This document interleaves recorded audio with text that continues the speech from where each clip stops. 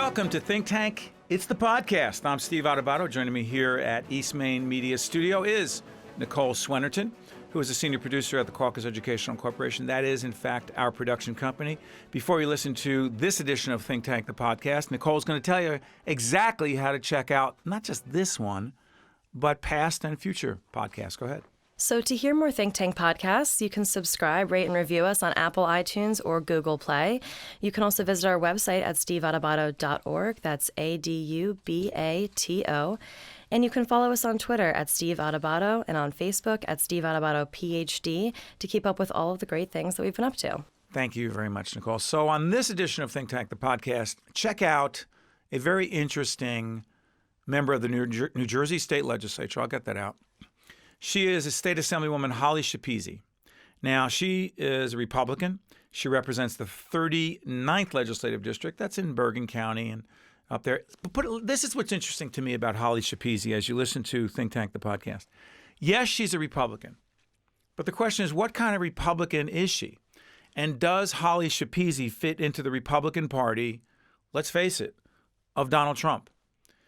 Is New Jersey's Republican Party, with a fair number of moderates, consistent with the National Republican Party, with a whole bunch of Republicans in Congress who are not that critical of the president, in fact, very reticent to be critical of the president?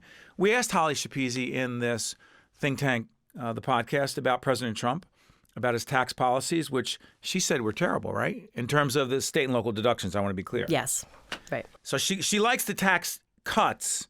She doesn't like the restriction, the limitation on state and local tax deductions at $10,000. She also talked about her opposition to recreational marijuana use. She's against that. Right. She's against that, but she did say that she's for medical marijuana, but just not recreational, which is a big difference right now. And we should make it clear that while one of the programs that you produce, the program you produce, Think Tank, the broadcast side, is more national focused, State of Affairs is one of our New Jersey-focused public policy programs, and that series, in fact, covers the fact that it looks like recreational marijuana use is dead, meaning it ain't going to happen anytime soon. And it all the way goes back to the national picture, because in 2020, what is supposed to happen when voters vote? It might be on the ballot. It will be on the ballot because the Democrats in the legislature punted on this. They're like, nope, we're not going to make a decision. The Governor Murphy, wants it. Senate President Steve Sweeney said we don't have the votes. Holly Schepisi was one of the ones who said, no, I don't want it. So she talks about that. She talks about affordable housing. This is Holly Schepisi and Think Tank, the podcast. She talks about a whole range of issues, property taxes, immigration. She talked a lot about immigration. But she also talked about the tone and tenor of the Republican Party and was very critical of her colleague, Stephen King. Steve King is a congressperson who said some pretty racist things, and Holly Schepisi spoke out against that, did she not? She did, and she has said before that there's no room for vitriolic discourse like this, and she has said on both sides she thinks that there's been discourse that is unhelpful to moving our conversation forward, and so she has been critical of that. You know, when you listen to Think Tank, the podcast right now, you're about to hear, the first question I ask her is about something she said. I don't know if she regrets saying it, but I know she got heat for it. Mm-hmm. But I went right at that in Think Tank, the podcast, with State Assemblywoman Holly Schepisi. What did she say right out of the box that we talked about? That we cannot be, the Republican Party, cannot be perceived as the party of angry white men. She wants to rebrand the party, and I think she has a good reason to do so. Well, you know what's interesting? When I asked her about that, listen, it's not my job on public broadcasting, and it's not our job to express our opinion, but I could have sworn I saw her look at me like, are you really starting with this? Mm-hmm. And she said it. And I said, do you really think that the Republican Party is, in fact, the party dominated by, middle-aged white guys? And she said that's the perception. The rest of her answer, you're going to have to listen to Think Tank, the podcast, to find out. So this is Steve Adubato. That is Nicole Swennerton here in the studio with me. But you're about to listen to State Assemblywoman Holly Schepisi, a Republican in a Republican Party that's dominated by some folks that, let's just say, she may not be in sync with. So Think Tank, the podcast. This is Steve Adubato. This is Holly Schepisi. Think Tank is pleased to welcome State Assemblywoman Holly Schepisi from Bergen County, represents a whole range of, and Passaic County as well. You've been in the legislature how long? 7 years. You have often been described as not just an up-and-comer, but someone who is a moderate, who is fiscally conservative, but socially open to a whole range of things. How hard is it for you at times to be a part of the Republican Party where you've said, quote, I don't want to be a party that is perceived to be a party of angry white men. And you said you got in trouble for that. I did get a lot of pushback, and both positive as well as negative. But do you believe that? I believe we are perceived as that. And that's where we as a party must rebrand ourselves, particularly in New Jersey. In New Jersey, we are probably one of the biggest tents that you could imagine. And yet there's this narrative, this national narrative, that we are solely a party of rich white people. And that is not the case, and particularly not in New Jersey. We are the party of the middle class. We are the party of the small business person.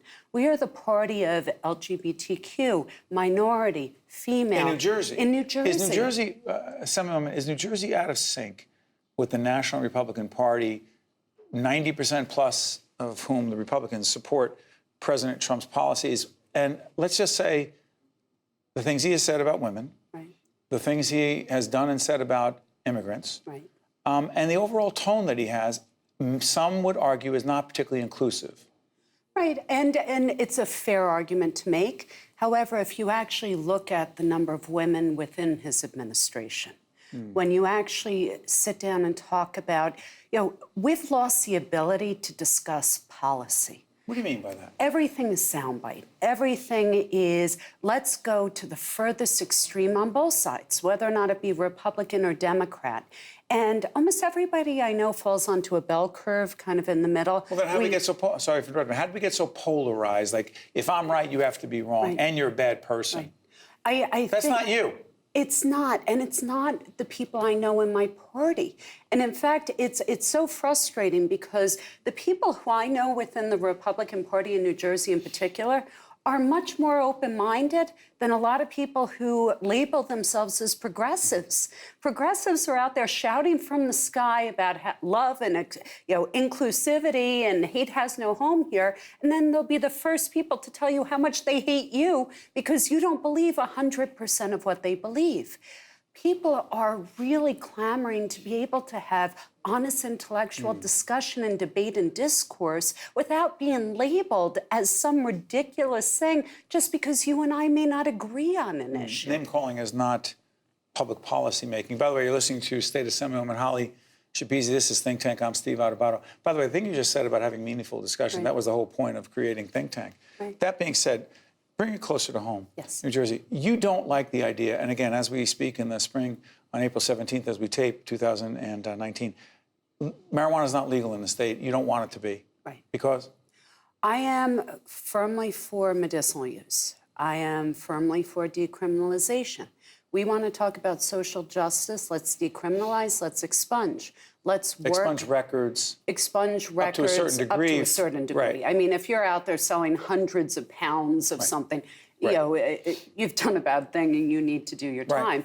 But for, if we're talking about real social justice, and if it's not just a money play in the state, which frankly, that's all it is, let's be honest about it. Let's expand out our medicinal program. Let's ensure that people who actually need it for medicinal purposes are getting it. Let's see how it unfolds in some other states. And let's do immediate expungement and immediate decriminalization. Instead, it's all about, depending upon what demographic it's being sold to, it's either social justice or it's money. Well, guess what? Money into the state. That money's been spent 20 times over. Nobody's going to see their property taxes go down. You mentioned property tax, another issue. You have great concerns about this. You've talked about it a lot. What's one thing that would help stabilize, if not reduce, property taxes in the state, the highest in the nation? We need to redo our entire school funding. We need to figure out a way to, particularly in light of everybody screaming about SALT caps and everything you else. Mean state and local deduction taxes, cap at $10,000, state and local deduction, which you agree is a bad thing. I agree it's a bad thing. However, you know what? Instead of just standing there screaming about how much, we may hate the federal government, this is an opportunity. Bring in every top tax person, CPA, economist, sit down, look at how we currently fund things in the state, and redo it. Let's do a bipartisan thing. Sit down. Why are we funding our schools through property taxes, driving our taxes to be the highest in the nation as a result? Let's figure out a different way. I don't care if we call them user fees. I don't care what we do. Let's revamp everything that we do, take advantage of the tax code, rather than just standing up going, look, there's a squirrel and we hate Trump. It makes no sense. You think Trump has been the fall guy for a lot of things that are more complicated than that? Well, before him, it was Christie. And so that's my biggest issue with the state of New Jersey is we don't look at fixing our own problems. We don't take responsibility for our own issues. Instead, we just point fingers at one another and everything continues to get worse. You talked about affordable housing. What is the issue, particularly in your district? Right. What's the affordable? Do you have a wealthier district?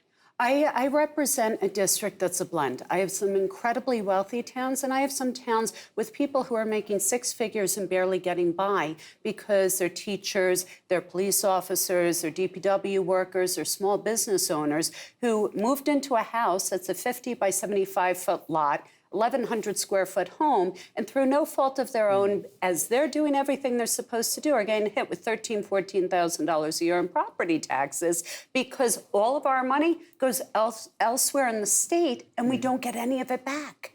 And so now we're being told, okay, in the most densely populated state in the country, where we have the largest outmigration, where we have no population growth, that we're going to double down on bad policy and force overdevelopment in the already most crowded communities to the tune of, in some instances, adding 20, 30% additional housing without any regard to infrastructure or ability to handle it. Listening to Holly Schepisi, this is Steve Adubato. This is Think Tank talking public policy on a very substantive level. Millionaire's tax. Yes. Good idea? No. Don't we need the revenue? We need a ton of revenue, but we have a spending problem. Millionaire's tax right now, I think it's about 3% of the people in the state of New Jersey pay 40% of the taxes. We have already seen a huge outmigration of millionaires in Connecticut, New York, and New Jersey. Democratic Governor Cuomo in New York, Democratic Governor Connecticut are saying, whoa, this is causing significant issues. We're losing our income tax revenue. We have to stop taxing people out of the state. What does Governor Murphy not understand about that, in your opinion? I think he's so wealthy that he doesn't get it. Come on. I do. He doesn't want to lose New Jersey and to other states and lose that revenue. I honestly and truly don't think he cares because he's a true believer. He really is. And he views it as, and it's not just millionaires. What people don't understand is this impacts every small business owner in the state who has an LLC, an S Corp, a partnership. It would impact them as well. We already have the highest tax rate out of any surrounding state for people in those categories. We have the millionaire's tax already. What we're doing is now making it so it's, I think, the number 2 highest tax in the entire country at a time where we are losing people. Let's tighten our belt. Let's stop doing pet projects.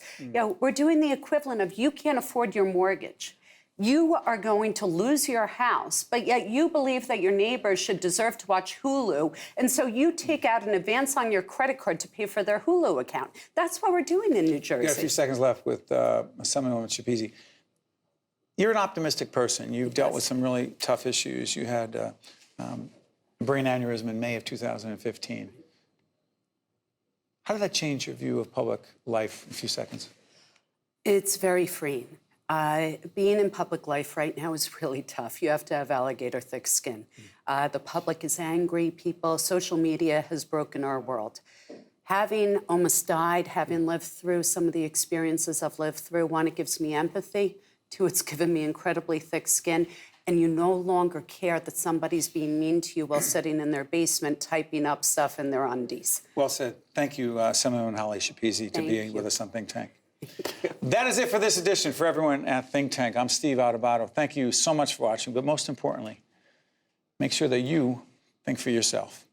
See you next time. Think Tank with Steve Adubato has been a production of the Caucus Educational Corporation, celebrating over 30 years of broadcast excellence. Funding for this edition of Think Tank with Steve Adubato has been provided by the law firm of Gibbons, P.C., New Jersey Sharing Network, The Turrell Fund, supporting right from the start NJ. Choose New Jersey, the New Jersey Education Association. NJIT, the New Jersey Economic Development Authority. And by these public-spirited organizations, individuals, and associations committed to informing New Jersey citizens about the important issues facing the Garden State. And by Employers Association of New Jersey.